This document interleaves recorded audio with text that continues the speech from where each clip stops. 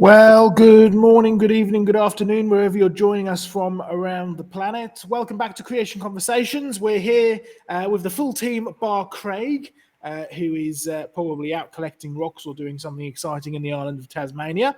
But we do have John Mackay, Dr. Diane Eager, Dr. Glenn Wilson, and we have Sam Jenkins as well. So, hello all. It's good to see the team here, and it's good to see you all in the chat as well. Hi, Douglas. It's good to see you as well. And we've got a few other people watching and tuning in. So hello to you all. It's great to see you. All right. Our topic tonight is the biggest rocks in the world. And we are looking at some of the largest rocks in the world. Particularly a big chunk of our focus will be on Uluru, or the old politically incorrect term Ayers Rock, and the Olgas, which is also politically incorrect. It's now Kathmandu or something along those lines. But anyway, we'll be looking at these big rocks that are found in usually deserts and a couple of other examples as well, and trying to get a bit of an idea about them in light of a biblical perspective. So should be a pretty good program. We're going to dive straight in. I'm actually going to move away from rocks just for a moment, because we're going to go over to Dr. Diane Eager first. Now, Diane, you're not in Australia anymore. No, I'm not in Australia now. So you're back here in the UK, and you'll be coming up visiting the museum shortly? Yes, that'll be good. We're looking forward to having you and doing some more filming and stuff. So keep an eye out for a few live videos with me and Diane, as well as we'll be doing some other filming and some projects and stuff as well. So we're looking forward to that. But Diane, you've been in the UK, down in the London area, and you've gone and visited a couple of places, which I know you like to visit most times when you come over to the UK. So would you like to give us your little sort of report on these places and some of their testimony to creation, as well as some of the new politics which has snuck in as well? Yes, that's exactly what it is. Actually, when I visit the UK and stay in London, I always like to go to the Natural History Museum and to Kew Gardens, and because I like to see the things that they have exhibited there, because there are some wonderful examples of God's creation. But it's very interesting these days that a lot of modern ideas are getting imposed on things that have been there for hundreds of years, or things that were originally set up to display God's creation. So maybe if we can just go to the slides.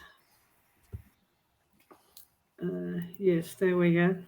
Yes, so Kew Gardens and the Natural History Museum in 2023. It's interesting, the ideas that are being imposed on it.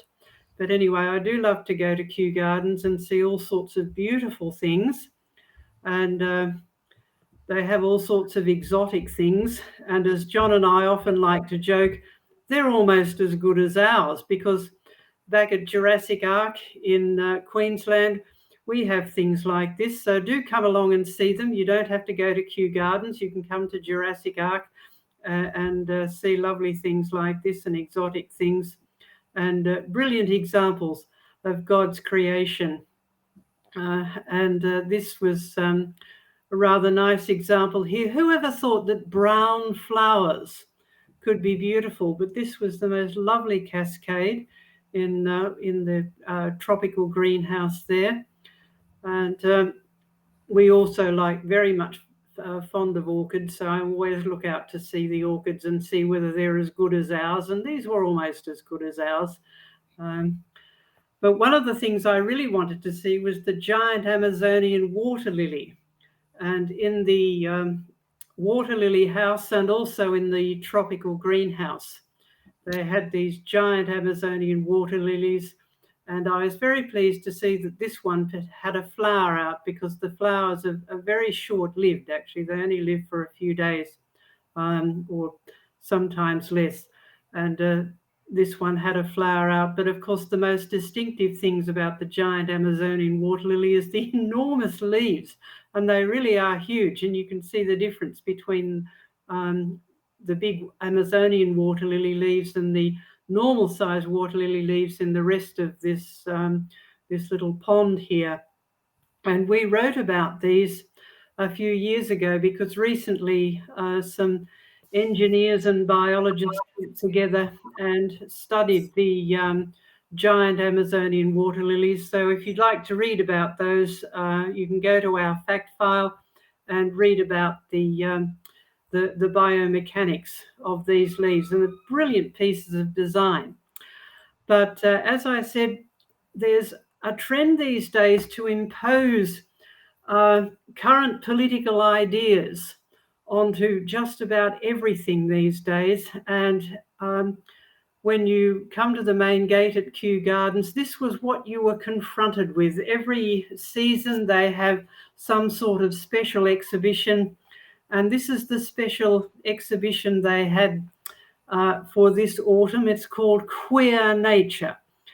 Now, they weren't using the word queer in the traditional way. To me, queer means just something that's a bit strange.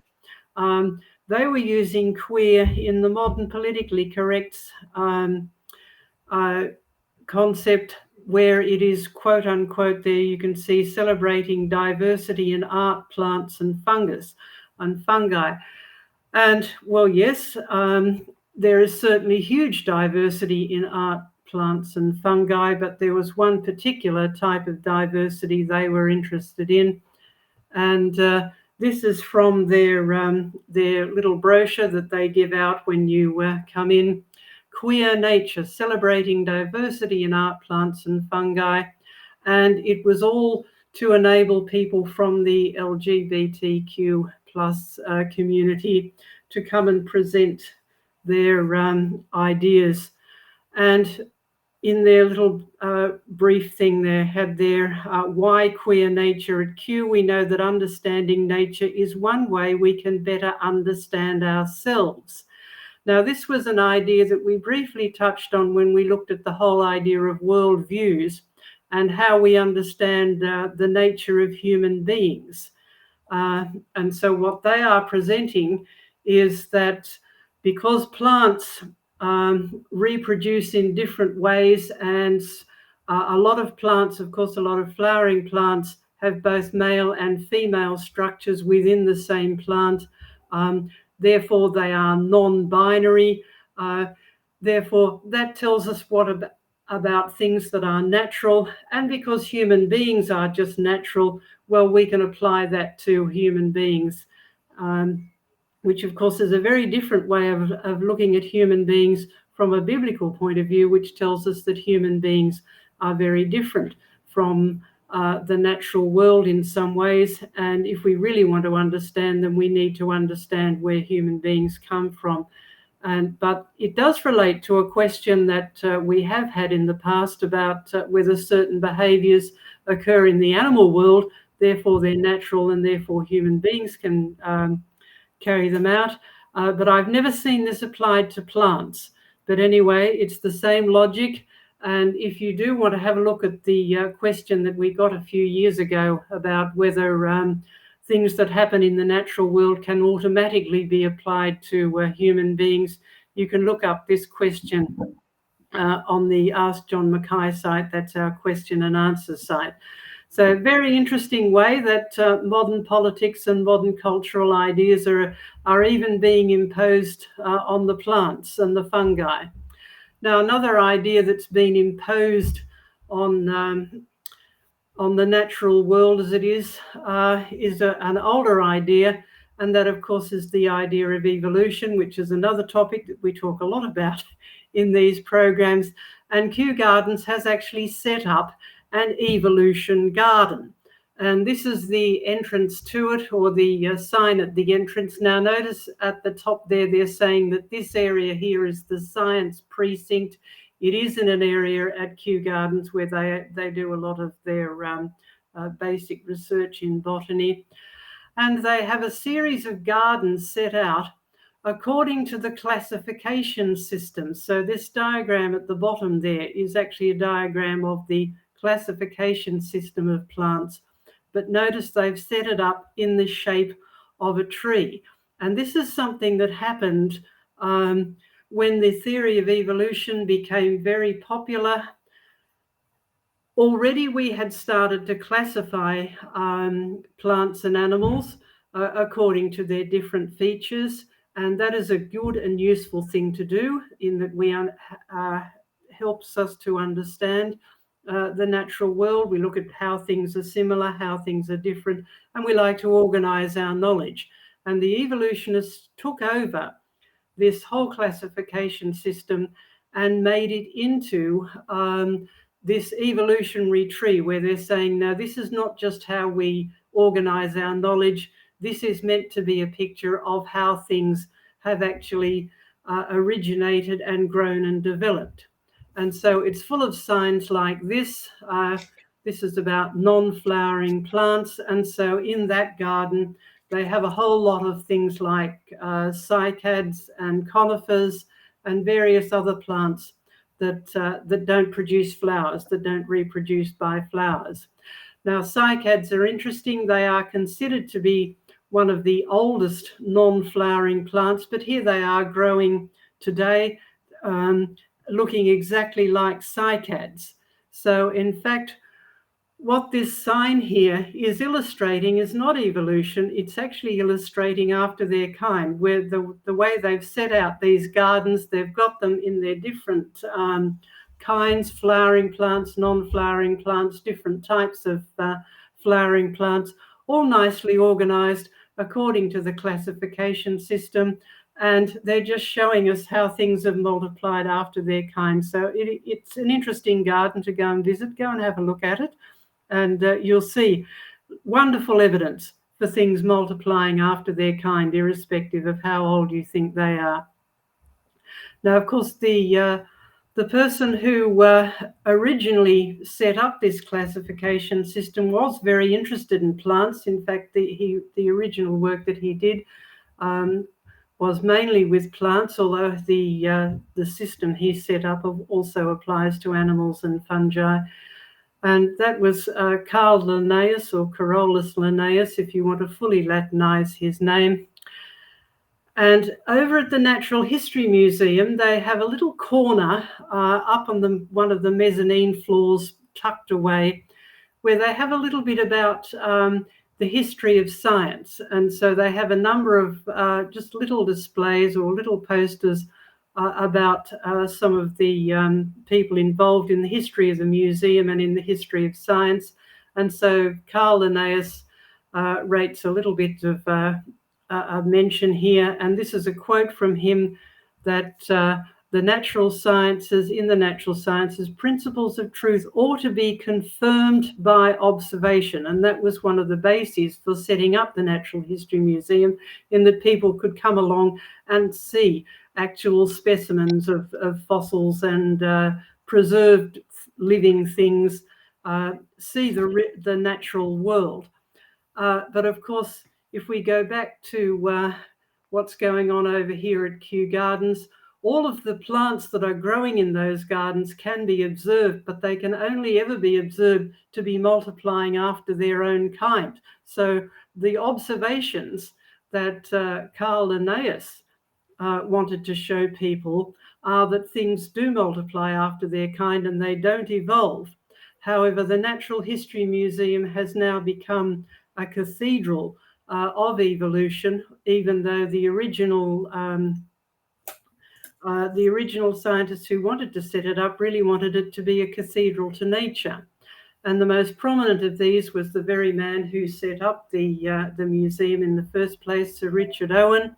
And his statue, which is this black statue here, used to be in the place of most prominence when you go into the museum and you look up the main staircase, where they now have a statue of Charles Darwin. Well, they used to have Richard Owen there, but at the Darwin anniversary in 2009, they moved Charles Darwin there, and they shifted Richard Owen up into this shadowy corner up on the mezzanine floor, and you've actually got to go deliberately looking for him.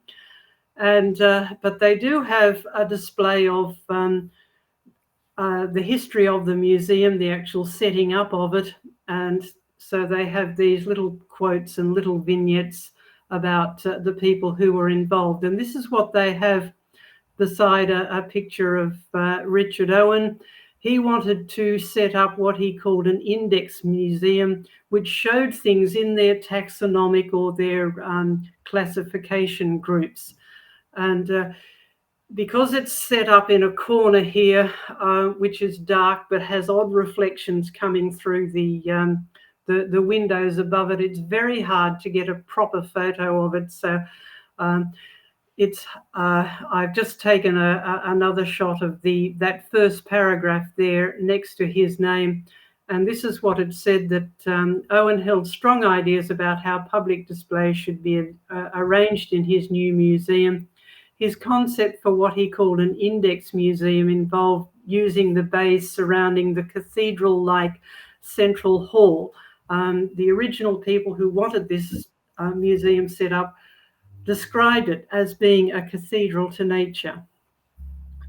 But this is a modern take of on what Owen and his colleagues wanted, and they said it was to display representative species of several taxonomic, that's classification groups, that Owen believed had been shaped by an evolution dictated by God. Now, that is not what Owen believed at all. Owen was actually an opponent of Charles Darwin. He did believe that things were created by God, but certainly not by the evolutionary process. So again, we have modern ideas being imposed on history and upon the living world. So it's really important that when we go to places like this, we can learn a lot, but we do need to exercise discernment. And so if we can come back to us, I know that John and Joseph have been regular visitors to both of these institutions, particularly the Natural History Museum. They might want to add something from their own observations and experiences. Well, there's certainly a few big rocks in there. There's in particular, I think, one very large rock outside of it. Yes, one of those there big is. polystrate trees from Edinburgh, which has been taken down and erected up outside it. It's well worth a visit because, like Diane said, it is kind of still set up, even though with certainly an evolutionary mindset, it does have a very much a cathedral feel to it as you wander around. And there's some pretty spectacular fossils, many of them part of the original collection of Richard Owens and other people like Thomas Hawkins, who had his whole collection of sea dragons, and they've still got the label sea dragon up on them. So yes, it's a wonderful place to go and see, for sure.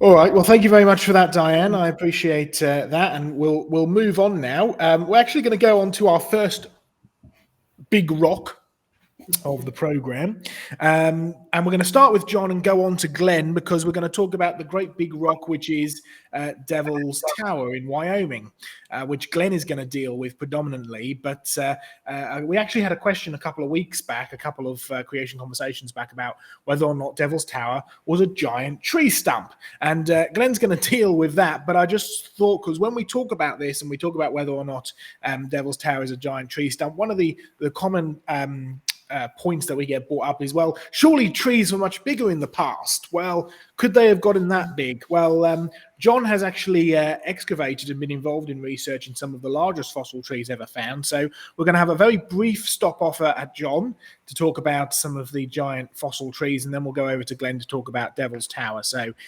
John, I'll just get your slides up. Oh, your slides seem to have dropped off. But okay. Let's get your slides up now. It looks like here too, so wait till I just put them on full screen. That's fine, no worries. There we are. Now, we need to get me back up again, correct? We do indeed. So if you come back to us and then go to share screen, click on your full screen presentation, and we should be all go again.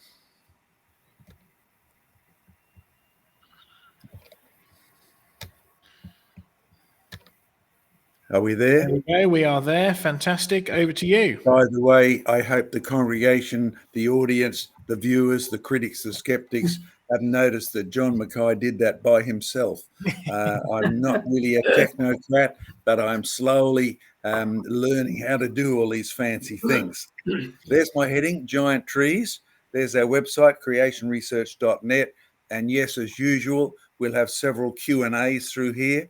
Or as Diane says, if you want to learn more about some of the plants at Kew Garden or questions on them, go to our Q&A or our fact file and search trees. Some of you know, because you've been to Jurassic Ark, that it started with the discovery of fossil trees. Hundreds, thousands. In fact, we've had an underground radar survey here, which, by the way, is an expensive thing to do, that indicates there's at least 10,000 trees, fossil trees, on the property. And we call it the fossil flood logjam. Have a look at what we found.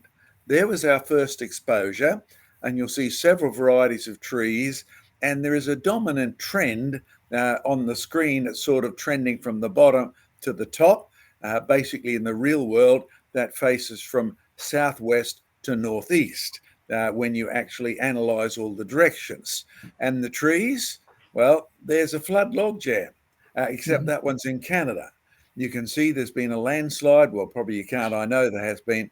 Further up behind there, the trees have fallen down and been washed into the river. And then as they've rolled down towards the coast, because here am I down on the British Columbia coast where the trees have arrived. Notice that they've been abraded. Notice that their points have been rounded. And as we love to tell you back at Jurassic Ark, that's exactly what we find. So it would seem that flood logjams have got consistent behavior by which you can recognize them. How would this happen? Well, the trees just roll round and round, their bark is stripped off, their branches are broken, and their front ends get pencil-shaped or pointed. It's a dead cert characteristic. Okay, we have some volunteers. There's one of our newer ones we've excavated. You'll see small trees, large trees, and this one, no, we haven't yet reached the other end of it. It's a fantastic tree. Most of these, by the way, are pine trees, southern pine trees, southern conifers. And if you are interested, they are like the southern conifers, the big ones, in the Arizona petrified forest, except it's not a forest any more than ours is. These trees are usually minus branches, minus roots. They have been washed in, tipped round and round, and they are now abraded pencil points that are evidence of which direction the water flowed in. And in our case, it seems to have gone in a southwest, southeast, northwest direction. And the trees have arrived en masse. It presents a fossil flood logjam dump. Now you see the end there? We've excavated now probably hundreds of these trees, and we've mapped up to 10,000 of them. I'll tell you what, we've got a lot of work still waiting for us.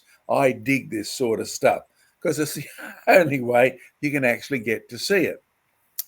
We even have at our open days the world's first petrified tree sundial. See it standing there? This tree was actually found by a year 7, year 8 group, and Diane helped them put it all back together again, and I helped them get it up to the top where we could put it on a concrete platform, and it actually is the world's first sundial made out of a petrified tree. But Joseph mentioned my research into giant trees.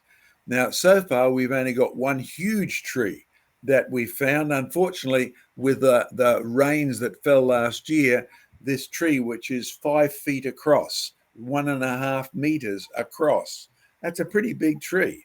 That's not around, that's simply across, is now back underwater. In fact, we found it one day and expected to be able to dig it up starting the next day, but overnight the whole dam flooded, and we know exactly where it is. So we're waiting for a drought to produce. Okay, here we are in central Queensland. The cliff in the background of the first picture is full of rocks and it's full of trees. The stones have been abraded. They've got rounded edges. They're smooth, they're polished. But there are plenty of trees that are turned to stone, petrified trees. The branches are broken off. They've been smoothed off. They're turned to stone, fossil trees. Most of them pine trees. There's my old friend Eric. Eric was a lovely Christian guy, but he's gone to be with the Lord now, quite a few years ago. So he's having a better program this morning than anything we're doing. Do you see the tree that he's touching? This tree turned out to be a huge tree. That's one of the branches off it. Do you see my youngest daughter there? Another one of my kids further back. You see Eric in the background in the yellow shirt? That tree still is underneath Eric. It was almost impossible. We didn't have drones in those days. We're going to get back there one day and actually refilm the whole lot. Did we actually find this? No. It was found by an oil drilling rig team who was absolutely staggered at the size of this tree, because it turned out to be, well, 130 meters long. It turned out to be 30 meters around. It was a huge tree. It was a pine tree, 410 or so feet long in the old imperial system. And no, it's not the only one. You see, they've now found a second one. Now, we have pieces of the first tree, and I promised the owner I simply wouldn't tell where it was, because he said, that's my superannuation policy. The tree wood is opalized. But this one was dug up and put on a display at the museum there. Oh, there's our colleague Fred for scale. Oh, no, that's not the whole tree. You get up close and it says this is a branch. Now, just to show you again, there's the branch, and they brought the branch in. Most of the fossil trees don't have branches on. This one came with a stump as well as a branch. Notice what they've called it: 100 million year old pine tree, conifer tree, branch. Now, it's a huge branch, and in fact, the tree was too big to move, just like our tree is too big to move. Fantastic stuff. But giant trees. If you want an idea of the scale, I did this diagram for a presentation I first gave in the USA. So it's in the old imperial system. There's a man 6 foot high, bit under 2 meters high, and put him in for scale. There he is beside the old Boeing 747 that has been redundant now in many places on the planet. So you can see the man doesn't show as much of an object beside the 747. But now let's put the tree in. Now, how would you like a world full of those trees? You see, there are giant trees, but many of these trees, 450-foot maximum with the leaves and that attached, a huge tree up to 30 feet around down at the bottom, a huge tree, a massive amount of timber, is one of the biggest ones that's ever been found dead on the planet. And it's in a water deposited bed, because we went all through that area, and there are trees by the millions. Now, not just by the tens, not just by the hundreds, and the majority of them are all in the giant category. They're turned to stone. They're associated with nearby coal beds, but the coal seems to be the bark, and the trees have been stripped of their bark as they tumbled, and they've ended up in a tree bed, catastrophic flood logjam. Now, after Glenn's finished, we're going to have an opportunity for a few questions. So, Joe, we'll switch back to the team now. I'll just do that for myself. And we're going to go straight over to Dr. Glenn Wilson. Let me just turn, there we go. We'll go straight over to Glenn, because you're going to deal with the concept of Devil's Tower in Wyoming, which, even though 450 feet is a pretty big tree, I think that still isn't quite the size of Devil's Tower. So we'll go over to you, Glenn, as we delve into the next big rock. And then when I come back on, if I'm anywhere close to as good as John with this technology, which I'm probably not, then I have a couple of objects to show at the end. Cool. So. Cool. Let's see if we can get you up and running then. All right. You got your slides there? There we go. Yep, that's all good. We're good to go. All right, so I just starting off with showing where Devil's Tower is. This is on the rain shadow side of the Rockies, so it's a very dry environment. And we go to it. There's the Devil's Tower. It's interesting. It's called Devil's Tower, but it was a misinterpretation of what the Native Americans actually were calling it. They called it more, most of the names they went by were bear something, bear's house, bear's lodge, bear's teepee, bear's lair, home of the bears. But when it wasn't that, it was something that represented kind of what it looked like. They called it a rock, a loft on a rock, tree rock, or associated with a horn, great gray horn, buffalo horn. So they recognized the association to that it was a rock or it was something very hard. And we're going to talk about that. But what all geologists that have studied it agree is that this rock, this huge rock, is one, a rock, and it's a igneous intrusion. It's a basalt formation. Here's a stump. It does look a lot like a stump, very similar to a stump. You can see this stump's been cut off. If you go back, that's pretty much the shape of that one. It's been cut off. But when trees are topped by some massive wind or storm or water, it's usually much more splintered. And this one on the bottom is actually from Mount St. Helens, a stump. And John, you showed an average person. This is an average person in America. Most tree stumps are, 1 foot, 2 foot. When you cut them off, or a couple of feet when they're snapped off. Just to put it in perspective, that's a person climbing on Devil's Tower. That's average person is tiny compared. And so when you look at Devil's Tower, on the right here, I've got a picture of the current tallest tree in the world, which is a coastal redwood.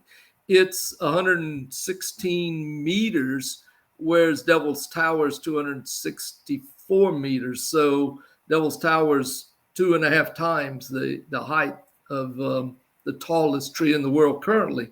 But it's interesting, is smaller than the giant tree that John showed, but even that giant tree is 1/2 the size of the Devil's Tower. And then you look at the base, and the base of Devil's Tower is 800 feet, whereas this tallest tree in the world is generally not nearly that wide.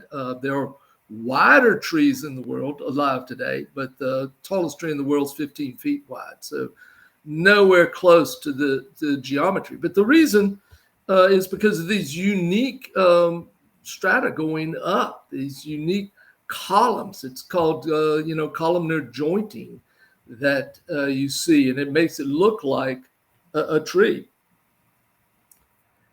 You can see these columns here, the rock columns of this hexagonal. They're not all hexagonal. Some of them are 4-sided, 5, 7, but they're huge, massive. Some of these, each individual one will be 20 feet wide, and they can be 600 feet tall, each column. And it's not alone. Not far from Devil's Tower, there are other buttes, the Missouri buttes. And you see these same formations all over the world. On the upper left, you see ones from Northern Ireland. We're going to show another picture of the Giant's Causeway. Here on the bottom is one from Sicily. You got in California, not that far away, Devil's Postpile. And these aren't nearly as large, but you see the same formation. So while it looks like it's unusual, it looks like it's shaped like a tree, these are found all over the world, these basalt formations with these columns, these hexagonal columns. You can see this one's in Turkey. Here's one in Paraguay. Oh, here's one in Australia. John may be talking about that. And so how are these formed? Well, the geologists proposed that these were formed 50 million years ago, that you had this igneous intrusion and that you had this rising up, this pressure of the magma. But the difference is these were formed underground is what they believed. And then they would push on up and they would be surrounded in material, some type of sediment. But the geologists do not agree. They cannot explain. They'll all claim that they're 50 million years old, but they cannot agree on what formed Devil's Tower. They've put out several different theories on these, from this stock theory on down, but all of these show that it was covered in some type of material around it. That material's not here today. It's washed away. Well, there's some problems with that, these theories. One is that you don't see any of this pushing up of these layers around it as they are showing here. There's no evidence that any of this sediment has been bent. So how did it get up through there? Second, they say, well, this material was washed away by the Belle Fourche River. Okay, it's not the same Belle Fourche River as in Louisiana, where I'm familiar with, but from what I understand of it, that's not very large of a river, certainly not large enough to have any type of currents that could wash this sediment away. Then you have a problem with the fact that there's a debris pile around it, and you can classify how aged those are by the likings on them. And if this was 50 million years of erosion, this tower would no longer be there. It would be a pile of rubble. It'd be buried in its own blocks of rubble underneath. So it's a much better representation is the global flood, that these materials were formed underneath the sediment from the flood. But as the continents rose and the waters rushed off the continents, they removed these layers. And that's why these layers below are still lateral layers. So with that, I'm going to go back. Joe, you can stop sharing. You can go back. Yeah, we're all good. We're back to us. That's good. Thank you for that, Glenn. Yeah. But I wanted to show a couple of things. You know, we talked about it was basalt. This is a basalt I collected from not that far from here. You can see it's very porous. And here's a typical petrified. Yes, it's got this look at it of these lateral seams. You can see even the bark on it. But when you look at it, you see these broken off branches that John talked about. And you can cut it, and you can even see the inside, and you can even see growth rings. You don't see any of that in these materials, so it's clearly not petrified wood. It just has a shape that's similar, columnar type shape. So again, it's good evidence of the flood, that this pushed up through while there were fresh sediments that were soft, and then those sediments washed away as the floodwaters came off of the continents. So Glenn, we have a series which I took you to. Remember on the early morning, I took you up one of the Glasshouse Mountains, and yes, the view was spectacular. And where they are exposed, because it's mostly forest up there, we have exactly the same structure, the vertical columns. And I remember the university professor saying, these are remnant volcanoes, but he had no explanation as to why all the sandstone and that probably was around them has been eroded away, because you'd have to touch on Noah's flood. You remember the vista from the top of that mountain was huge, right? With these big volcanic things. Captain Cook called them the glass houses, and that's where their name comes from, because they look like the old conical type glass houses that he was familiar with back over there on the east coast, northeast coast of England. And yet you get up close and there's huge volcanic columns. And I say volcanic columns because the rock itself is classifiably volcanic. It's igneous, meaning it was heated and melted, and it's volcanic because it seems to have popped out at a certain point, and it's been moving towards the surface. Now, for those of you who are not familiar with the why it would have those hexagonal or orthogonal or whatever number of sides they end up with, it's a very simple principle, and it simply starts with, if you have a hot rock and the surface gets to the surface, then that surface starts to cool. Now, if you think of a hypothetical number of rock molecules or rock atoms at the top, then one of those will start to cool first. And if you can imagine, like you've been taught in school, the old sort of plum pudding type model of an atom, or the old round picture of molecules, one of those will start to cool first, but at the very most, it is touching 6 others.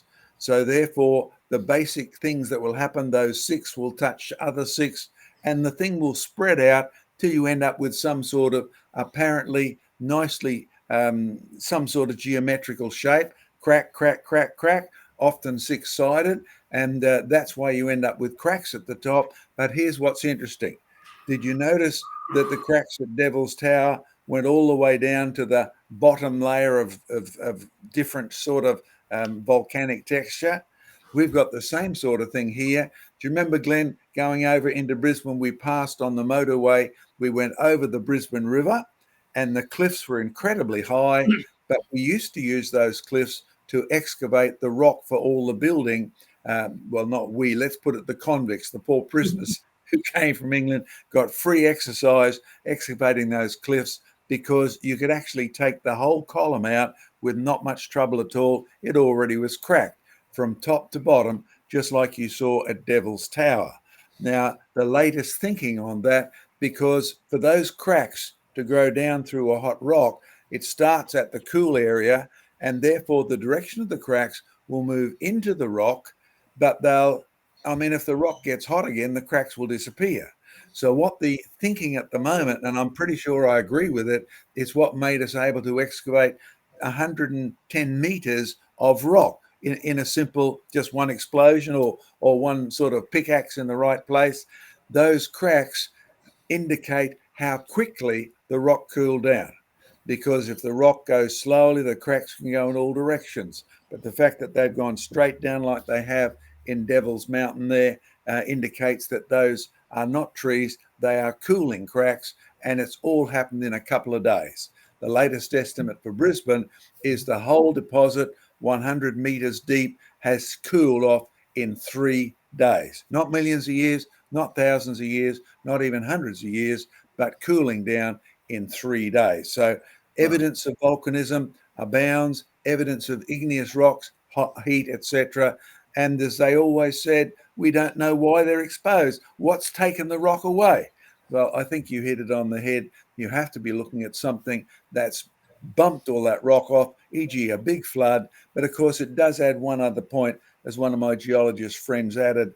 Perhaps these volcanic stacks, if you want to call them that, are really evidence of where the fountains of the deep were sealed. Because in Mount St. Helens, you may remember, Glenn, the reason for such an explosive force was the water.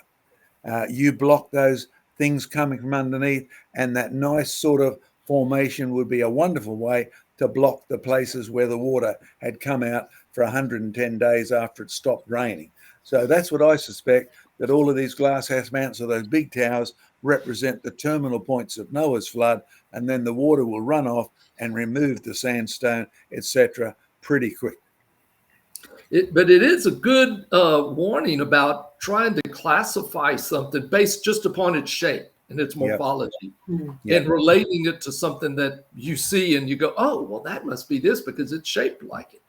And we do that quite a bit in classification. Also, it's a warning about believing what you read on the internet. Isn't that the truth? All right. Well, let's have a brief little break then before we move on to our next topic, talking about Uluru or Ayers Rock and the area around there. So, Sam, it's over to you now for a few questions and thank yous, of course. Oh, we've got you on mute, Sam.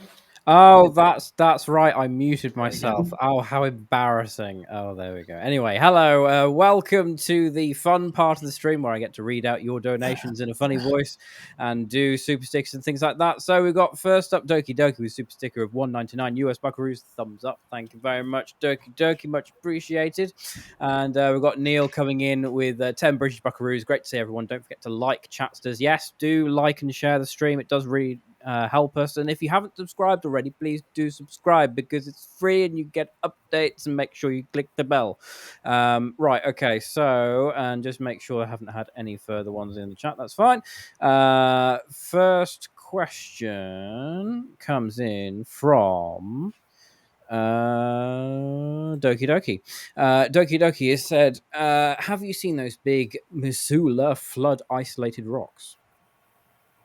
Yes, I've been to Missoula, flown all over it, investigated it, and even flown over the fossil waterfalls there, where you have evidence of massive water flow carving out the cliff faces there and pouring down. And it just looks like Niagara Falls on a bad day when no water is moving over it at all. And of course, that does happen in Niagara because we now divert the water for using power at night. We don't do it during the day because that wouldn't bring tourists in. But it becomes barren, and the whole structure up there indicates a massive flow and lots of water erosion on a big scale. And just if you want to know a little bit about prejudice, the man who actually reached that conclusion way back in the 1930s was almost laughed out of geological court because his suggestion was too close to the biblical catastrophic model. No, he didn't believe in Noah's flood doing that, but he did believe in massive ice melt or massive lake that had been trapped pouring down over the top. Now, you find several of these in the USA. If you want to see evidence of another one, then go and investigate the fossil tree deposits across the southern half of the USA that are semi-petrified in sand. It would seem that they've come after Noah's flood, after ice has melted, massive amounts of water has poured down across the USA, picked up trees and rubble, but not really petrifying them. They are semi-petrified and usually in sand beds. So you find that in quite a few places. Glenn, have you been to the Missoula Gorge and all of that? Yeah, I've been to the gorge, but haven't really seen the big rocks that I remember. We made a short trip up it. Yeah. One of those you didn't have time to really explore. You Right. also have the similar kind of features in the UK and around like the North Sea, where at the bottom of the North Sea you have evidence of there being open plains. You have a lot of forests, sunken forests around the edge of the UK, where you've had clearly an ice dam break and flood the North Sea as it is today, and destroying and covering up all of that grassland area and sinking and burying all of these trees. Again, they're not really petrified. They're more like, think bogwood type kind of style because they get covered in some kind of muddy, sandy sediment. But because they're in an oxygenless environment, they don't rot. They just sit there and become sort of slowly impregnated by sediment, but don't really actually petrify in the same way. So, Joe, did you see around the world. that? Did you see that recent discovery Joe just reported a week or so ago of some human structures like old ports, etc., found off the southeast coast of England out into the Channel? Yeah, And that there's the loads trees of are them still around there. There, as but Joe said, bogwood style preservation rather than petrified, which indicates, of course, the sea level was lower. So forget about sea level rise. It's been pretty impressive in the past, but nowhere near as impressive as what the people in Noah's day faced. But it does indicate that people lived on the bottom of the British Channel and they actually migrated across there, built things, and were like the Aborigines in Australia, forced to shift. If you don't remember David Attenborough's program, he was amazed with his millions of years story that the Aborigines said, we used to live out there, pointing out to sea where the big, beautiful tourist attraction called the Barrier Reef is, that I was taught took millions of years to grow. And yet the Aborigines say, no, we lived out there and the water chased us away. It came in so quickly. And that means the Barrier Reef is a recent growth and it's very rapid as well. Just like it seems like the Dogger Banks and all of those were very rapidly covered, and ice melt would certainly explain that, and water level rise would explain that too. Yeah. All right, Sam, let's have another question before we move on. All right, we've got another bit of thanks to give. Douglas Bovey is coming in with 5 British Buckaroos with a super sticker with a lemon character moving his head from left to right with his mouth wide open and red hearts in his eyes. I don't know how I'm going to do that without evolving, but we're going to have to give it a go. There we go. That's the best I can do. I haven't evolved hearts for eyes, so we'll have to skip that one. We've got a question coming from Doki Doki as well. This is a fun one. Tips for first-time fossil hunters. Oh well, if you've been watching my road trip, you'll have picked up some tips there, and I know you have. Dokie dokie. Second tip would be come on a creation research fossil field trip because you find your own Yes. fossils with us, and we teach you how to do that there. I'll give you two pieces of advice, which I was given from John Mackay, so it wasn't my original advice. The first piece of advice is to learn a bit about the rocks because you'll find there are quite a lot of rocks where you simply don't find fossils for a number of reasons. You don't bother looking through volcanic rocks for fossils because anything alive, when it got buried by the lava, is liable to have been destroyed. And in other cases, in some of the big sandstones, anything that was alive at that time would just get crushed and destroyed. So learn a little bit about the sediment and you'll begin to know where you're likely to find fossils. And the second and the most important tip that I was ever given by John Mackay is that before you go out fossil hunting every morning, get down on your knees and pray to the Creator, who also judged the world in a worldwide flood, which formed most of the fossils, and pray to him and say, Lord, you are the giver of all things, you are the provider of all things, provide fossils for me today, because ultimately all of the fossils that we find, we want to put on display for the glory of God, and so it's really up to him to provide them to us. So those would be my two biggest pieces of advice if you want to go fossil hunting. I'll add one more to that, Joe. Don't stop on this roadside and collect the fossils in the road cut. Otherwise, you'll be in serious trouble with both the traffic, the police, and usually the local county authorities who don't like you destroying their road cuts, even though there are spectacular fossils in road cuts. Do what I did. I took my group right up to the top of the road cut where the rest of it was exposed about 30 feet, 10 meters back. And boy, did we get some giant ginkgos. This is here in Australia. I believe you found some great ginkgos on this last road trip. We did indeed. They're actually just over there in our living fossils display now. So I look forward to taking Diane around that. Yeah, no, I've got a tip. Don't dig into a cliff because that's a surefire way of getting a rock fall on your head. That was another piece of advice that John gave me, and it's the old Chinese proverb that you introduced me to, John. That always makes me chuckle. Well, what I'm finding funny is that John's told me that, you guys these tips, and yet where did he take me digging fossils? Was on a road cut at the bottom of a cliff. So he doesn't always follow his own advice. And of course, the park service lady came by in the rain, and you just started explaining to her about the geology and what we were seeing. We got to witness to a state trooper. Yeah, no, it was great. All right, let's have one final question, Sam, before we move on. All right then. Here we go. Here we go. Another one from Dougie Dougie. Have you looked into catastrophic igneous origin models of salt domes that creationists like Steph Harima, I hope I'm pronouncing that right, Harima, have suggested? Anybody? Igneous origins of salt. Salt and igneous doesn't go together in my head, but no. I'm not by any means an expert in that.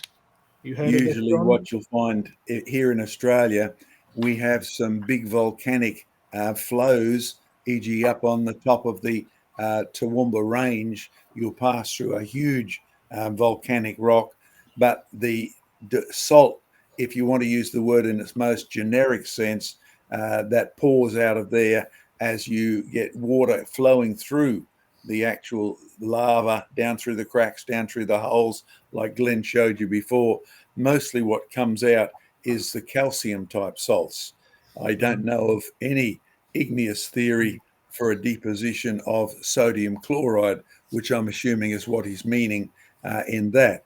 We do use salt domes, by the way, in exploring for oil, because they have a habit of pushing into, and then the oil actually will accumulate in structures associated with that salt dome.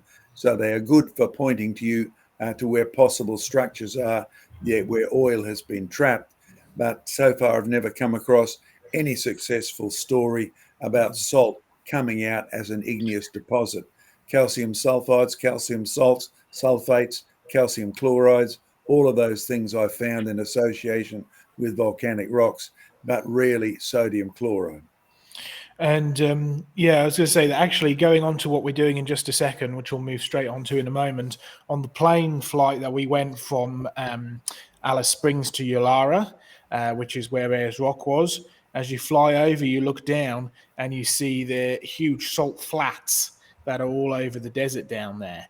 And that actually goes into what we're going to get towards the end of, which is at one point Australia being a bit warmer.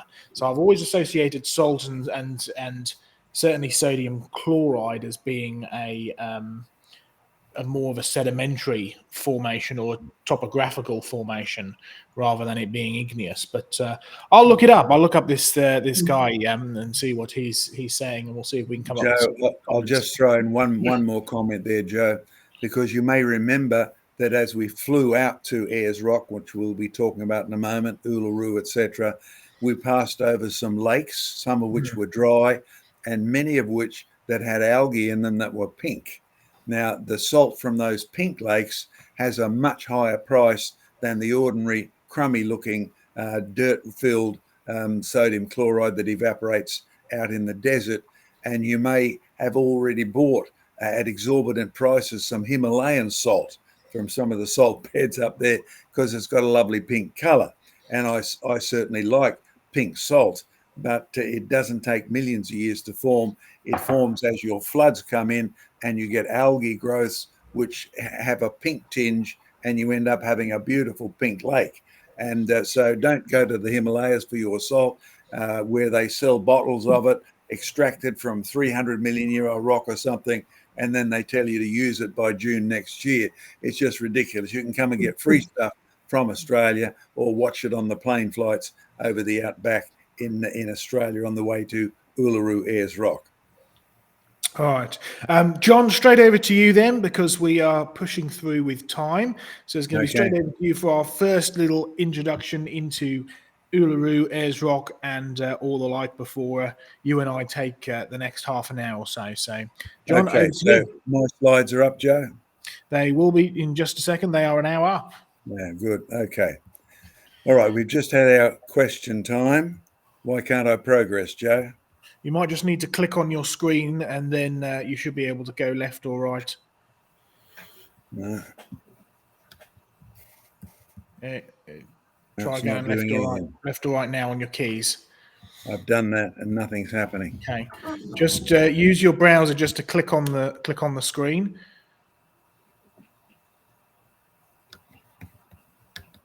No. Have you brought your slides? Have you brought your slides up in front of you? Slides were up, Joe. Sorry about this. Are they up now? No, hang on. That's gone down again. Yeah, you need to go to your PowerPoint and bring your slides up, and then you should be able to do it.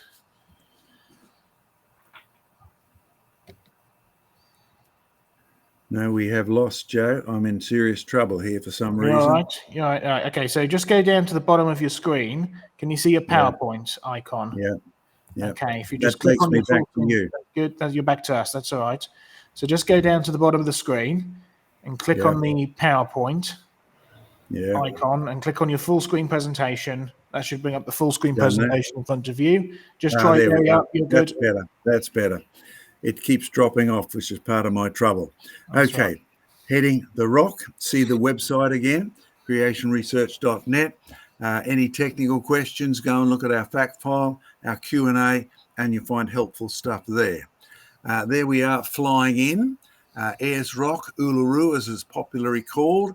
The view from the sky was spectacular. I'll hand over to Joe shortly because he did something that almost nobody can do anymore. There's the Olgas, not too far away. In Aboriginal, that word simply means the head. There's its new name, the politically correct name. And we'll come back to politics of all these rocks a little later. As you can see, it's pretty dry, but that's part of the mystery. There's the distance, 30 kilometres between the two, not a huge distance. So you can actually see one from the other. Or if you're like Joe and I, we stood out in the desert. Yes, not too many people interrupt your picture view out there. But surprise, surprise, at that point, there was actually a solar charger for your phone. Thank you, Tourist Bureau. Wonderful. Of course, there is a good road out there, and many people make the trip out there because it's been a popular tourist attraction for a long time. Not as much now because the popularity has been hinged by the fact as to what I was mentioning with Joe. Joe came out there, an Englishman. Ayers Rock is named after a guy who went out there and found it and looked at all that. No, he wasn't the first to find it. Whoever were the first local Aboriginals there found it. And of course, as you have a look at the rock from the air, do you see all the stripes across the top? There's definite trends that you can map. No, that is not the total rock. That's about 9 miles around on the old scale. It's a big rock. And when you look at it, well, that's just the tip of the iceberg, quite literally. There's what it looks like, a cross section today, 340 meters high.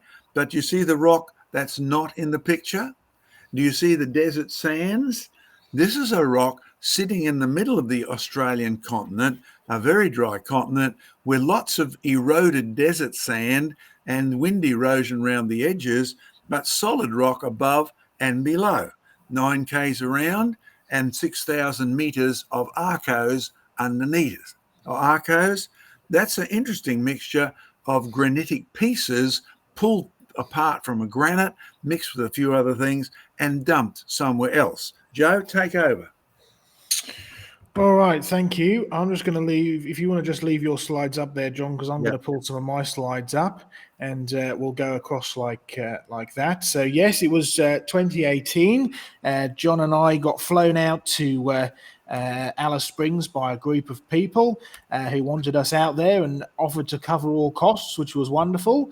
And then it was interesting because we flew out to Alice Springs, got there about middle, sort of late morning, flew from Alice Springs to Yulara, got there sort of middle of the day, sort of 1 o'clock, and we were told, right, we're going to drive, we've got a camp that we're going to, so we're going to take John Mackay to the camp, but they're going to be shutting down Uluru soon, as in nobody's going to be allowed up on it. And today, you know, one day they might be open, another day it might be closed. It really depends on the local Aboriginals that live there, whether or not they let people on the rock or not. So we checked earlier today, it's open, so we better go climb it this afternoon. So about 1:30 in the afternoon, we start driving out to the rock, and about 2 o'clock in the afternoon, we start climbing it. Now, I'd sort of, gone from South Australia. We'd flown from South Australia to Melbourne. We'd gone from Melbourne to Alice Springs. We'd gone from Alice Springs to Yulara. We'd gone from Yulara, now climbing up Ayers Rock. So I'd been up and down like a yo-yo all day, and about halfway up the rock, I started to get overheated, dizzy, and proceeded to be sick. So I don't know whether it was heat stroke, flight sickness, altitude sickness, or a mixture of the lot, but the Lord preserved me and I persevered, and we actually ended up on the top of that rock. There's some of the shots we took as we flew over it. You've got a great view out of the window. This was just taken on my phone, right? As you fly out over. Beautiful rock, lots of mountains in the background, beautiful place. And there it is as you drive up towards it. You're pretty much in the middle of the desert. There's only a few scrubs around. You're driving up towards it, it's getting bigger and bigger as it sort of starts to loom on over you. And can you see all of the sedimentary layers? Can you see how they sort of run vertically over the rock? They're not flat, they're running vertically. There it is there. You can see the main road that goes around it. We drove all the way around it, and you can see those layers which are running vertically over the rock. There they are there. So that's actually the way the layers are going. They're not going flat. They're not even at an angle. They're pretty much exactly vertical. Interesting. You see, this is what I was taught in geology. This is what John was taught in geology about these layers. But we actually discovered something rather unique about the layers once you actually get up on the rock itself.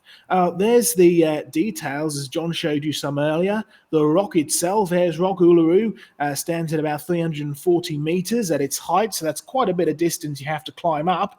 But as John pointed out, it's a part of a much larger rock. And the bedding, the rock bedding, is sitting pretty much vertically. Slight incline on it. It's about 9 kilometers all the way around. It takes you a little bit of time to drive around it. And you're dealing with around 6,000 meters of layers of arkose. Arkose is a sort of a reconstituted granite, and that's also rather important based on what we found as we were climbing up. Well, there we are, parked up in the car park. We were driving out there in a fabulous kind of, the car of my dreams, right? I love the big sort of Land Rovers. I think this was a Toyota Land Cruiser that we went out on. Fabulous vehicle. And we got out and parked up. And hey, that's a pretty steep climb you have to do. You've actually got a chain that's there to help you climb up. And that first little ridge you get over the top, that's certainly not the end. You've got quite a bit more height to actually get up. But this is certainly the steepest. And it was about halfway up there that I had my my little fainting period. But not to worry, it was a good old climb. We got a good journey all the way up, and I made it to the top in the end. You can see the Olgas in the background, or Katanjuda in the background. There we are at the top. So what structure does it have? Well, there's those vertical lines. You can just about see them kind of running forward and backward in the picture, right? There's the main vertical beds. There they are running across Uluru. Those are the ones that you see from the sky, right? Running across. But actually, if you get up closer, can you spot my camera lens?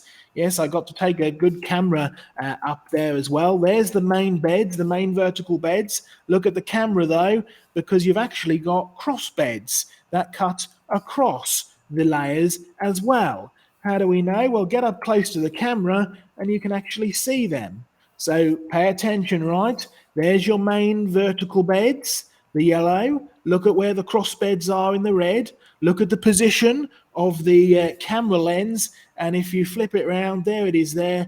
And there are your cross-bedded layers. You're actually dealing with cross-bedding. And these are flat layers, effectively. But of course, the main layers are vertical. So at whatever point that these were being laid down, would these have been actually horizontal or would they have been vertical? Interesting questions. All right, what about the actual structure of it? Well, that's where we need to go on to next. What is it actually made of? Well, there we are. There's the family who looked after us, took us up to the top of the rock. And yes, there's the photo to prove that I really did get up to the top of the rock. I even signed my name in the little handbook that was there. But I'm going to go back over to John now, because what we discovered, not only the cross-bedding, but we actually got up there and surveyed some of the makeup of the rock, because the makeup of the rock was really interesting, particularly when we want to start comparing it to other deposits in the area, something that had never been recorded before and we'd actually discovered on this trip. So John, over to you. Thank you, Joe. Are my slides back up? They will be just momentarily. Oops, sorry. There we go. Yep, slides are up. Okay, so there's Joe's hand on the nice directional finder at the top.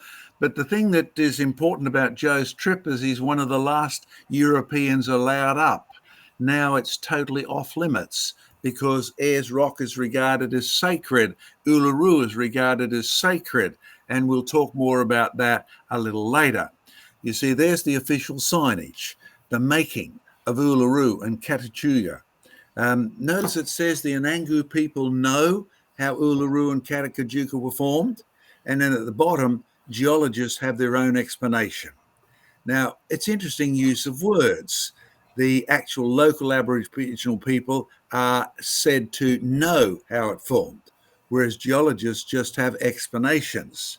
Now, I don't know about you, but to me, that language says the local people's knowledge is far more official than the expert geologists.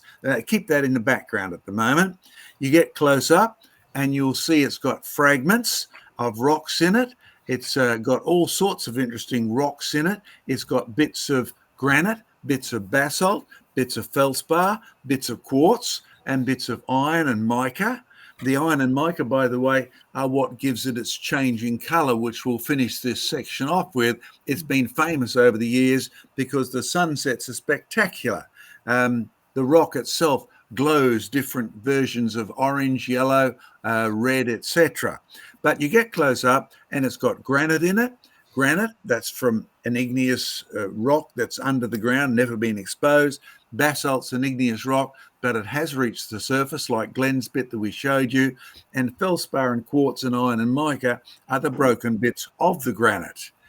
All right, so you go and do a university course and you hardly learn anything about a catastrophic view of Ayers Rock, except the one thing you know is that if you've got bits of a broken granite, bits of broken basalt in it, then some rock somewhere has been busted up, moved across here and dumped in a hole.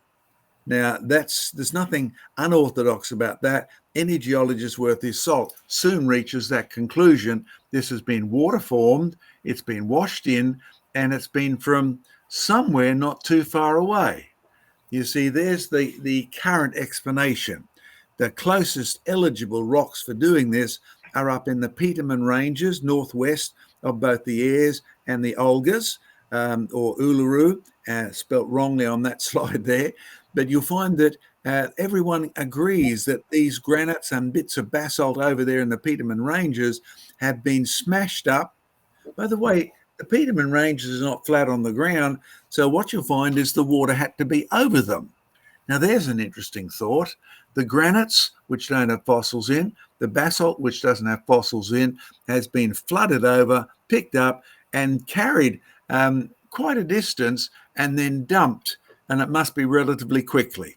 Why? Well, there's the story as it is in the textbooks. This rock is supposed to have been filled up a hole, then lifted up, and by 350 million years ago, the rock in the basin was hard. Now, there it is later. That's the sort of diagram I got from my university courses. There's Ayers Rock, Uluru, exposed above.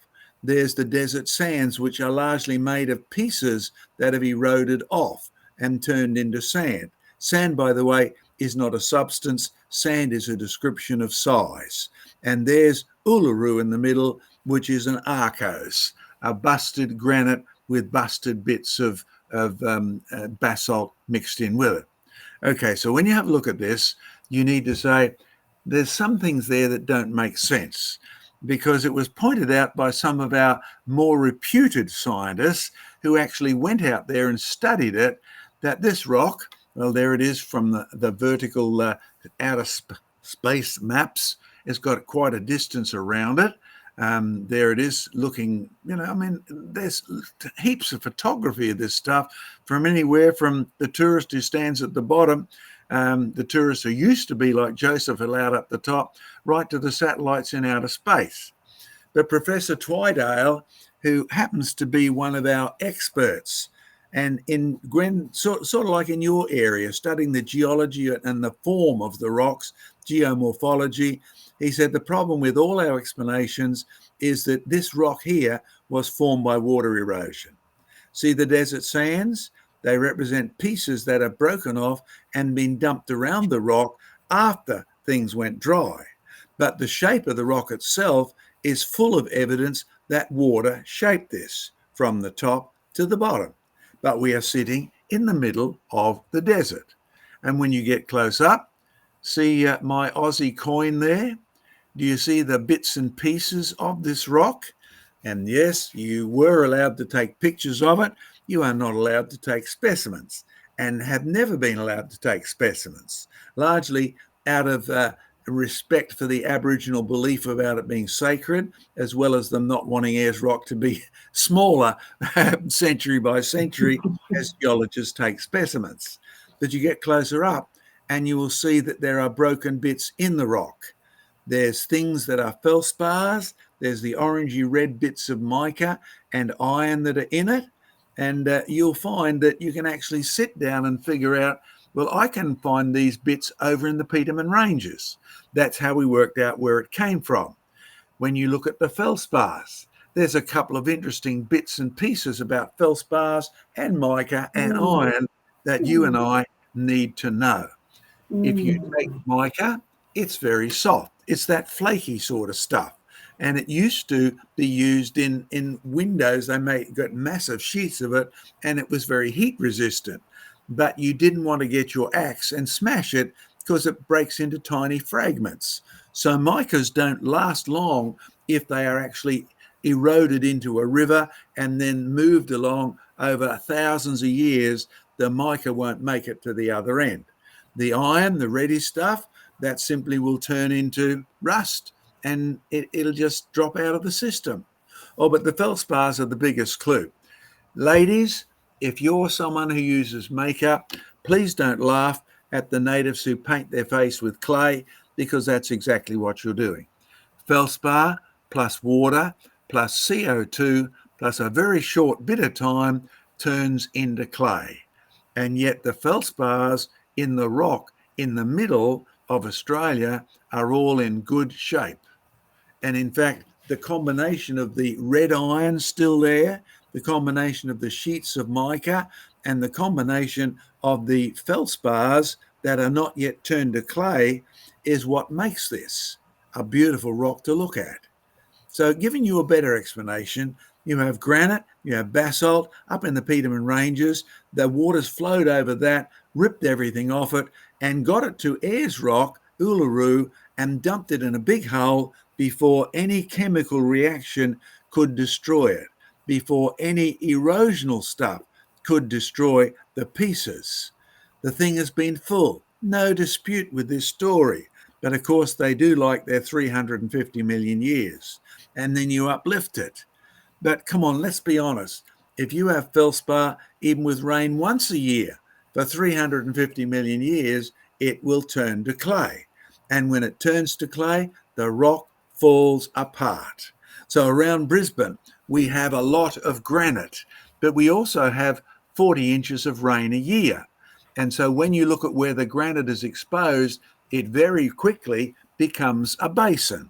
Why? Well, it may have started out as a hill, but the water actually erodes through ruining the feldspar, and the rock falls apart and washes away. So the best way to look at your granite is to find a sand deposit, because that's usually where the granite used to be. And so many of these around Brisbane are simply granite quarries with sandy, rotten stuff on the top, which they sell to gardeners as decomposed rock. Okay, but in Ayers Rock, there's a better suggestion. The arkose was lifted, the layers were tilted, and the rock was eroded by water as the flood retreated. Now, I know that's not popular, but I also know my geological colleagues and all the critics of this have a set mind against Noah's flood. Now, don't be surprised. The Bible said in the last days, men would deliberately deny the flood. And you and I know that people like Charles Lyell and that are famous for setting up modern geology. And as Lyell, quote unquote, said, my aim is to get rid of Moses, creation, the fall, the flood, the world being destroyed by the flood. Oh, I mentioned before the sunsets.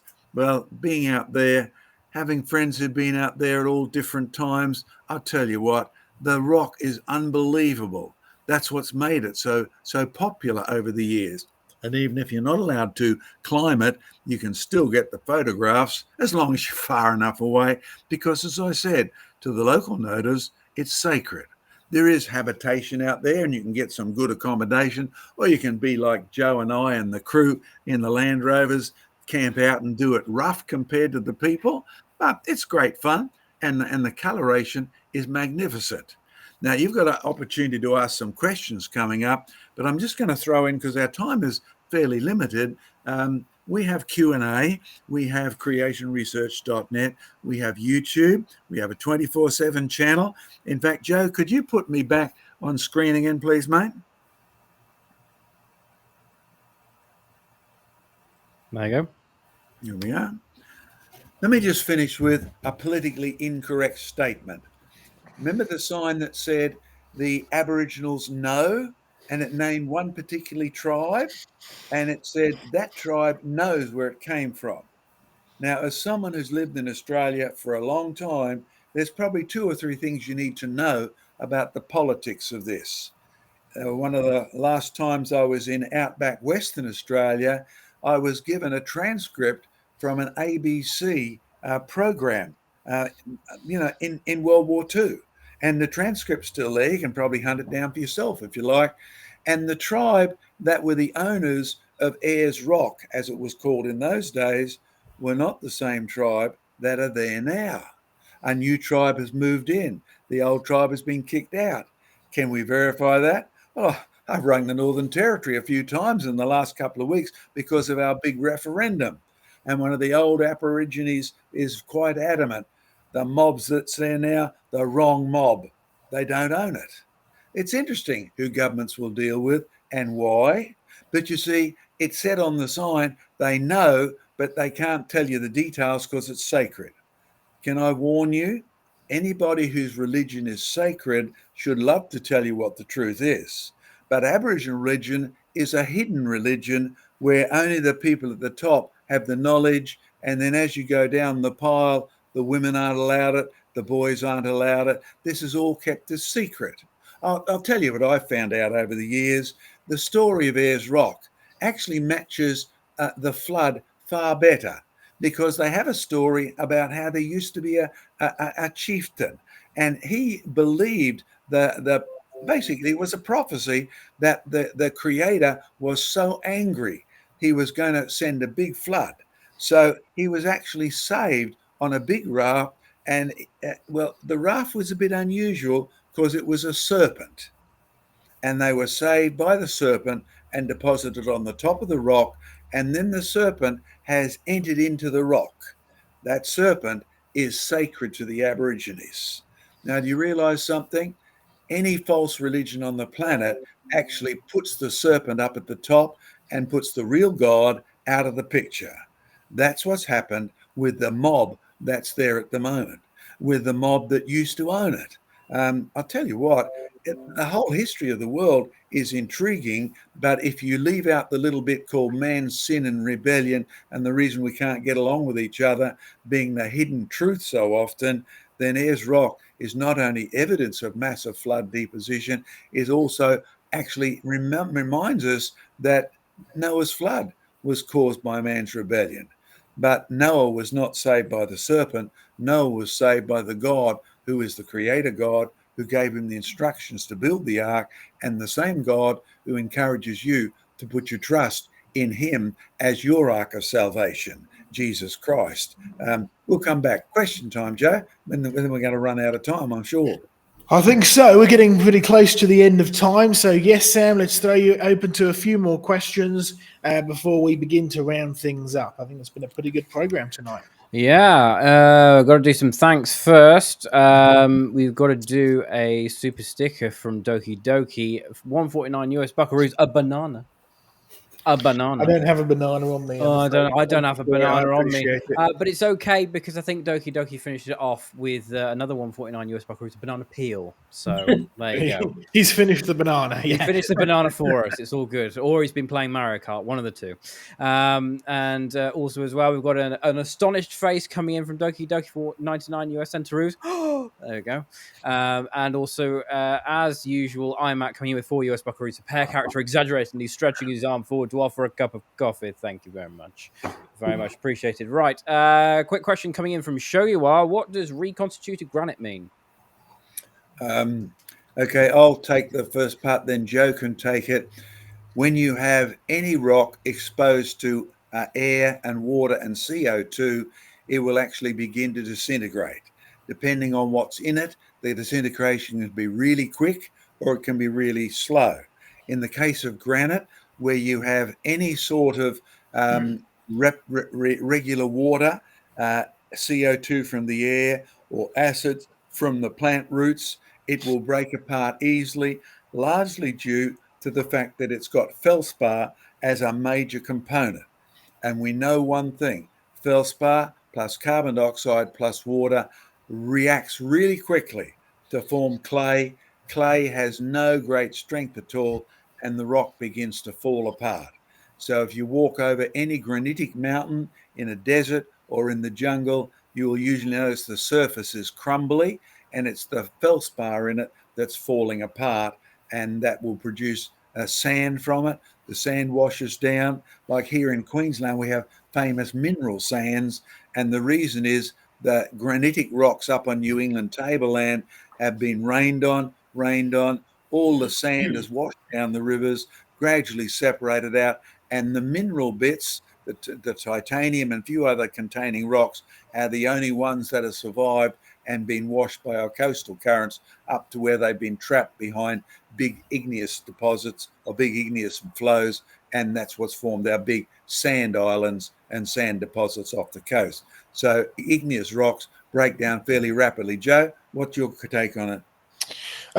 Yeah, just a quick comment then perhaps on some of the sandstone, because you'll often find in geology books or textbooks or local guidebooks, they talk a lot when you find a sandstone formation, like effectively what Uluru is. It's a sandstone, it's a conglomerate. When you're dealing with things like this, they'll often talk about how this formed. Often the red sandstones, the red coming predominantly from iron, which is usually the glue which is gluing it back together. They'll often talk about how it formed in a desert. What it almost never gets asked is, where did all this sediment come from in the first place? Because as a sort of very generic rule, for 1 cubic meter of sandstone, you need around 3 cubic meters of original rock in order to be eroded down into sand to then actually produce the rock, right? The sandstone. And what's almost never asked is, where did this rock come from in the first place? Well, it's originally a granite, right? That's not exactly a soft rock, so it's going to take an enormous amount of erosion to actually break that down into sand in the first place, to then reconstitute it into a sandstone, a reconstituted granite by the end of it. And you remember, Ayers Rock is just the tip of the iceberg, in the sense that there's 6,000 meters worth of this arkose underneath it. So it's worth thinking, when you see a sandstone deposit like this, where did that sand come from? Because that also requires a huge volume of water to break it down in the first place. And that's something that's generally ignored by secular geologists. Just to go one step further, the reason we call it a reconstituted granite is the materials in it are still the same ones that you can see in the Peterman Ranges, and that over there they're in hard granite, which is cohesive. Down here in Uluru, you'll find that the separate bits are now separate, but slowly or tightly glued together by a very weak cement of the iron. And so it's recognizably a granite, but the rocks are sediments rather than igneous. So that's why we use the word reconstituted granite. Granite's just an old word meaning grainy thing. And you can see the grains still there in Uluru. Yeah. All right, Sam, let's have another question, because we are rapidly running out of time now. All right, this one comes in from Neil. Neil's asked question: Joe, did the Lord use your vehicle breakdown the other day? He did indeed. The first guy who came and gave me the pickup was a strange chap, which I didn't get very far with at all in any kind of discussion. But the guy who came out to actually replace the wheel, we got talking a lot, including about what I was doing out there and where I was going. And he even asked if he could look up our channel. So who knows, he may even be watching now. If you are there, give you a shout. But he was very interested in what we were doing. So I was able to share about creation research and about the gospel as well. So pray for him who came to help me the other day.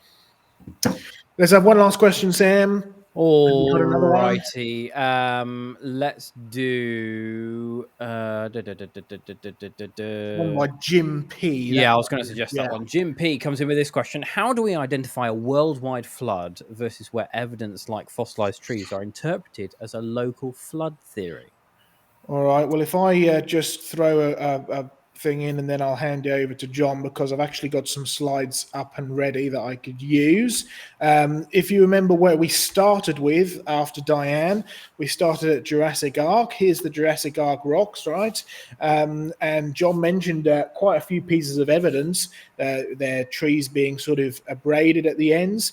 You find orientation, so they're all pointing in the same way. The trees are broken, abraded at the end. It's a mixed dump. There are huge rocks and boulders buried with it. So there's no doubt about it. We're dealing with a flood fossil log jam, right? It's definitely a log jam, definitely from a flood, and it produced most of this sediment. And you got to ask the question, as Jim P did, how do we know that this is a worldwide flood and not a local one? Well, first of all, it's called Jurassic Arc because these are the Jurassic rocks. The Jurassic rocks were named by Alexander von Humboldt because he traveled the world and recognized the rocks all over the world, different types of rocks all over the world, as all being the same as the ones in the Jura Mountains. So in just by its name definition, right, the Jurassic rocks, these are the rocks like the ones in the Jura Mountains, and they are indeed a worldwide deposit. But if we just focus in on the one specific log jam here, right, how big is this flood dump? How big is this log jam? Well, there's your Jurassic flood log bed in Australia. You can see it runs there. Gympie is sort of over in this kind of area around here, sort of north of Brisbane, right? And you can see that the Jurassic flood log bed goes all the way over Queensland, down into New South Wales, all the way over, touches the Northern Territory, and all the way up north in Queensland as well. Now, I've actually driven through a very small amount of Australia, and it's a pretty big country. But for those of you who aren't quite used to the size, let's put Australia compared to the United Kingdom, right? You can fit the United Kingdom in Queensland 6 times over. It's actually pretty much exactly the same size as the United States. So it's not a small country by any means, but there's your log jam. Again, that's about 6 times the size of the United Kingdom. So this is not a small flood log deposit at all. And if you're going to have enough water to be able to produce a deposit of that size, you are not only going to cover the entire of Australia with water, you're going to cover the entire of the entire of the world, including the United Kingdom on the other side of the world, with water as well. So as soon as you're dealing with something on this size, a deposit which is intercontinental, you are going to be dealing with a global flood deposit. It's the same for the Chattanooga Shale in the USA. It's the same for the Jurassic Lias in the UK. You can trace them all over the world. These are enormous deposits for sure, and they are worldwide deposits. So, John? Okay, I'll take the other extreme and look at the local floods. Local floods are easy to study and easy to recognise, or local catastrophes. Mount St Helens, a case in point. I was there shortly after the thing blew up. It was great to be there because there were no restrictions, no fences. I could go wherever I liked and do the research. That was great. But what you'll find is when you walked up the Tuttle River, where many of the trees that had been smashed had been washed down, you found trees unpetrified, sitting there with their broken roots, etc., sitting there with volcanic sediment. But while they stayed exposed, none of them were anything other than a flood deposit, but a local river catastrophic volcanic deposit. And that's what most of them have stayed. However, in some of the bigger eruptions, yes, I say bigger because some of the previous eruptions have produced massive layers of ash compared to the present. And in them, I have personally found petrified logs. But the characteristic is like in, where we have fossil people over there in the cities that were covered in ash in Italy and Greece in volcanic eruptions a couple of thousand years ago, you will find to be turned into a fossil, it has to be buried really quickly. And so there are trees, vertical ones, turned to stone in the volcanic deposits, only a couple of thousand years old at the most at Mount St Helens. And yet that is a limited deposit, bigger than the present, but a limited deposit. When you go to the Missoula River, you can actually follow a lot of the rocks downriver, and there's a place where you can see where it basically ran out of oomph, right? And the deposit stops. When you go over to the eastern side and you follow the massive ice floods that have come down from melting rocks in Canada, this is post-flood. The ice is mentioned in the book of Job. It's post-Babel, and yet even it has produced semi-petrified rocks, but also on a limited deposit. As Joe said, Australia is a big place. Now, on that map, we only showed you the one bed where you can actually connect all the dots and follow it round. But if you would come to me, I could show you the Jurassic rocks down on the south coast, and they're full of fossil trees. I can take you to the Jurassic Rocks in New Zealand because I've been to all of these places. Yes, I've worn out a lot of shoe leather. And yes, if you want to make donations to the ministry to help us pay for my shoe leather and all these other things, we are truly grateful to all of you who are sending in donations now and through the website. But you will see these are characteristics of a much bigger flood. So there's your criteria. As I tell people at Jurassic Ark, okay, this is provably a flood deposit. Look at the abraded trees, look at the points, but how big was the flood? And that's where they have to think. And that's where you decide, will I believe there's a possibility of a worldwide flood? If there was, what would the evidence be? Good old Buddy Song. So you'll find that very, very helpful to begin to ponder on the size of this catastrophe. Joe, back to you. Joe, I'd like to end with just reading Psalms 29. Yep, go right ahead. The Lord, the God of glory thunders. The Lord is over many waters. The voice of the Lord is powerful. It says it's majestic. And it says the voice of the Lord breaks the cedars. Yes, the Lord breaks in pieces the cedars of Lebanon. He makes Lebanon skip like a calf, like taking the country and skipping a rock across the water. He is all powerful. And it describes this global flood where he's over the waters, breaking these trees up and dumping them right there in Australia. Yeah, and I love the way that finishes at verse 10, where it says the Lord sits as king over the flood. And what's interesting about that psalm is that the word for flood there is the only place outside of Genesis where it's used, because it's a Hebrew word, mabul, and that's the word to describe Noah's flood. Any other flood required a different Hebrew word. So you can always tell if Noah's flood's being talked about. So spot on, Glenn, great stuff, great way to finish. Joe? Amen. Well, I'm afraid it is hang on. We have more Wait. thanks to give just before we go out. Thank you. Yep, go for it then, Sam. We've got to do the thank yous. So Doki Doki's coming in with 149 US buckaroos, a red box of popcorn. I don't have a red box of popcorn, but I do have an old packet of Quavers. So there you go. And also as well, we've got Alec Cox coming in with 5 US buckaroos. Secularists, humanists / evolutionists like to not give the details and ignore the geology was formed by a huge water disaster, but they get paid. Indeed. All right, that's great, folks. Thank you very much for joining us again this week. We'll be back next week with another topic.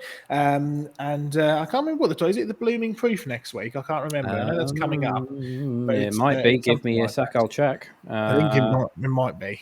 So we have, the next one coming up next week is, on the origin of evil. Oh, on the origin of evil. Because, of course, it's going to be our Halloween stream. Yes, that's right, indeed.